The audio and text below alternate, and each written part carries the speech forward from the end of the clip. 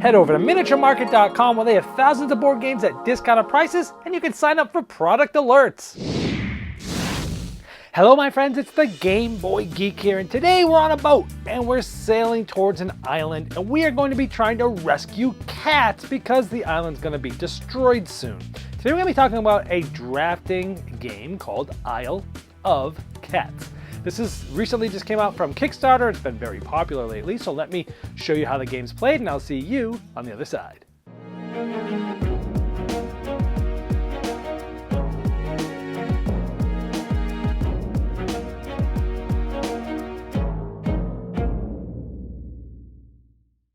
In Isle of Cats, you're going to be drafting cards and then hopefully rescuing different cats of polyomino style shapes like this and of different families which are different colors and placing them on your boat, as well as sometimes getting some treasures. Now each player is going to get their own boat and they're going to be placing those cats once they rescue them in the different rooms that are notated by the different icons that are here. And you're trying to fill different rooms because you'll get minus points for every room that you don't fill at the end of the game. The game is played over 5 rounds. Each round you're going to be getting cards, 7 of them. You're going to look at them and you're going to draft them. You're actually going to select which ones you want. You're going to keep 2 of them and then you're going to pass the rest to your neighbor, which means you'll be getting cards. And you keep drafting this way until all the cards have been drafted.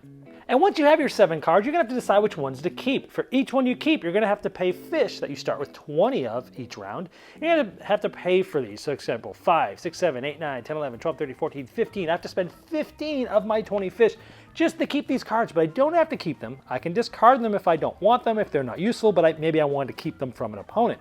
But from these fish to buy, when you're trying to buy these cards, you're also going to need some to keep some fish left over. Because a little later in the round, you're going to be trying to rescue cats, and they're going to cost a certain amount of fish. 3 for this side or 5 for this side. So you're trying to figure out how much currency to spend, how much to keep for later. Now after everyone's picked their cards and paid for them with the fish, everyone's going to put out any public lessons. These are essentially like public goals that everyone can shoot for the game. For example, all players will get 2 points for every common treasure that they put in your boat. We'll show you how you get these later, but these are just different goals that people might be playing at this point. Also at this point, players will be putting face down next to their board some private goals. These are sort of like lessons. Like this is, hey, 15 points if the dining room is empty.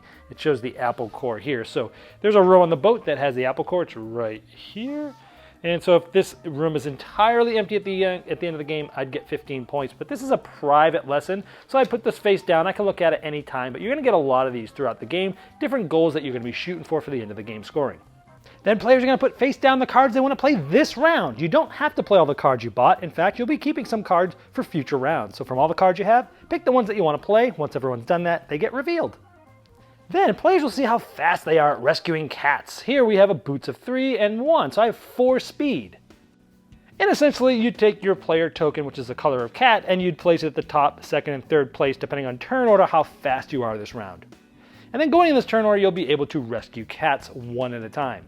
Now to rescue a cat, you need a basket to keep them in there. Everyone starts with 1 permanent basket. You can use it once per round and then it's used, but you'll have cards like this one can catch a cat. Rescue one. This one is a half a basket. If you have 2 halves, it's a whole. So in this case, at most, using the cards that I have here, I can get 1, 2 cats this round. Of course, you're only catching 1 at a time. That's the next player's turn. You go in turn order. Now, when you try to catch a cat again, you have to lure them by spending the currency of fish. 3 for 1 here and 5 for 1 here. So let's say you go ahead and you pay 3 and you get one of these. Now you're trying to fill up your boat. Your first cat can go anywhere. Now let's go here. Now see these rats? These are minus a point for every rat you see at the end of the game. So this is a perfect piece to sort of cover it like this. Now all the other cats that I get from now on have to be at least orthogonally adjacent to 1 tile I've already placed. So once other players have been able to rescue cats, it comes back to me. Let's say I grab this one for another 3 fish. And then I put this one like this. Now, these are the same family because of the same color, and you're trying to get lots of the same colors of the same family because it's going to be worth more points in the end that I'll show you in just a moment. Now, in addition to the card types you've seen, there's also these purple ones which you can play anytime. Like this could have allowed me to draw 3 cards right before I picked which ones I wanted to keep, and this would get discarded. But there's these different cards that allow you to do all different things, and you play them anytime that it helps benefit you. There's also rares. After everyone's done rescuing cats, you can play rare cards, and these typically allow you to get any rare treasures or some common treasures. Now, the common treasures, they look like this, and they help you fill in some of the smaller spots in your boat. And sometimes you'll get those common treasures from cards like this, but other times you'll get them if you cover a map with the same family or color cat. You then could get a common treasure and place it immediately. But like this card, sometimes you can take any rare treasure. Now, as cats are coming out at the beginning of each round, sometimes treasures might come out and those are the ones that you get to pick from. But these are cool because you can fit them in, and these are worth 3 points per rare treasure at the end of the game. Now, during this section, not only will you get rare treasures, you might have cards that give you an Osh Shacks. These are essentially wild cats.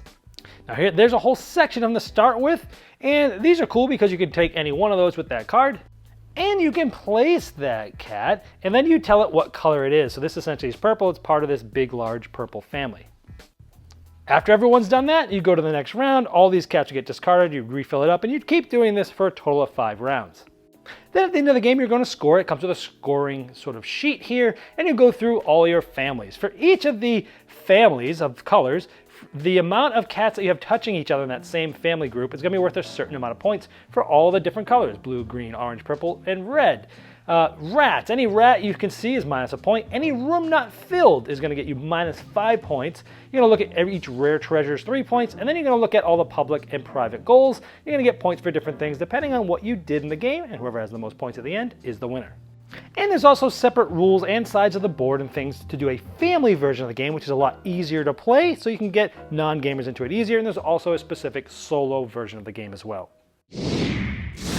All right, well, there's Isle of Cats. Now, first thing I liked about this game is it's a fun theme. You know, I'm tired of seeing all the same old themes in board games, and I like unique ones, I like realistic ones.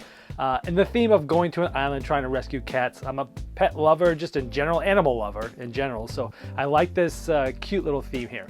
I think this game has great production. The cards are good quality. The components are great quality. The art and everything. Everything just looks and feels good in the production of this. And the box is much bigger than I thought it was going to be, but everything in there looks nice and great production there.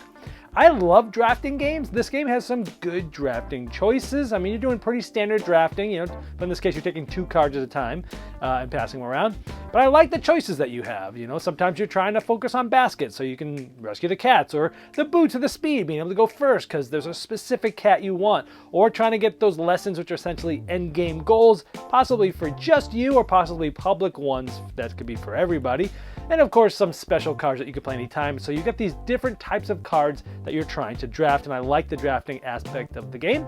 I like having the fish as a currency where you need to spend the fish in order to purchase the cards. But you also need those fish to rescue the cats and lure them into the baskets later, very thematically. And I liked how you have that currency. You're trying to figure out, oh, how much can I spend? If I spend this, then I have this much to spend on the cats and things like that. And I do like that you could sort of hate draft and take cards away from someone downstream from you, but you don't necessarily have to purchase that card. You can just discard it. I like that aspect. I like that you're trying to sort of focus on families of cats, meaning cats of the same colors. And if you're able to cover some of those maps with the same color, then you'll get some treasures that will help you fill things in. So I like sort of the set collection aspect of putting the cats together, sort of the Tetris style pieces, trying to fit those together was fun. The treasures themselves, it's cool that, you know, again, sometimes you can get some from treasures, sometimes from other, from the maps that you cover, but also from different cards. And the common treasures help you fill in some of those smaller spots to finish the rooms. And the great treasures will give you some points at the end. And I like that you're also trying to sort of fill rooms in, because you're going to get minus points for each one that you don't fill. So there's some strategies and things to think about there. And I like that you're shooting for goals. More on this in just a minute. But overall, I enjoyed the game. Anything I didn't like about the game?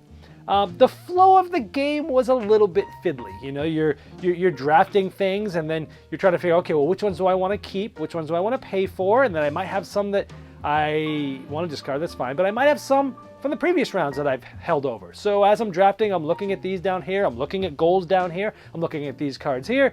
I'm paying for cards, and then I'm playing which ones I want to play that round, and I'm looking at other cards. But oh, guess what? And that's not just these. I've got some other cards I want to play that I can play anytime. And there is just a little bit, it's a little rough around the edges in the flow of the game. It didn't flow as smoothly as I would have liked. Also, the game can slow down when you're trying to select the right cat to fit somewhere, especially towards the end of the game where you're really trying to find the right one. And it's not always easy for people to look at 12 different cats out there and go, oh, I can tell that one's gonna fit perfect. Sometimes people can do that. A lot of times I found people can't. And it's their turn and they're getting a cat and they go, oh, this one, oh, this didn't do what I thought it was gonna do. Could it go here? No. Could it go here? No. Could it go here? Ooh, let me see which other one. And sometimes it just really slows the game down. That's just the nature of the puzzly aspect of the game, which is part of an enjoyable part of the game, but it also is one that sort of can slow the game down quite a bit. Especially if you're playing with multiple players and are waiting for multiple people to figure out which is the right one to fit on their board. The game overstayed its welcome quite a bit for me. The box is 60 to 90 minutes. I'd say that's pretty accurate. And it just felt like it should have been over a little bit faster than it was. If I'm going to play a longer drafting game, this game has a lot of similarities to Bunny Kingdom. I'm sure it's going to get compared to that by many people, where it's basically drafting. It has some things to do on a board that you're placing on a board, and there's a lot of different goals that you can draft too. And the problem I had with Bunny Kingdom, even though I prefer that to this because I like sort of area controls, such things, is that there were just too many goals, and you've got like 6 or 8 goals, and there's just too many things that you're trying to go for at once, and this had that same problem for me. Now, some people might like that and say, well, I have more choices. True, but again, it's just, I feel like, then why draft those cards? Maybe you're going to start going for that goal, but maybe you don't end up going there.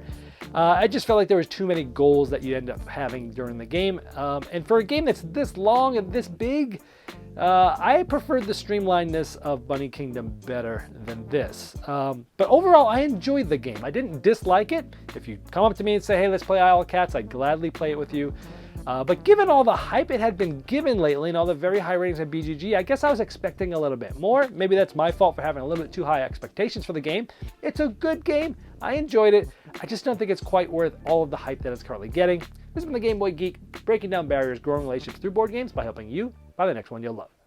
Did you miss the Game Topper 2.0 Kickstarter? Have no fear. It's not too late to get in on the ultimate gaming accessory. Convert your table into a high-quality gaming table with a fully portable Game Topper system and take advantage of some of the best 3mm premium gaming mats in the industry. New styles, new sizes, and new accessories can be yours. Upgrade every game you play by late backing now at GameToppersLLC.com.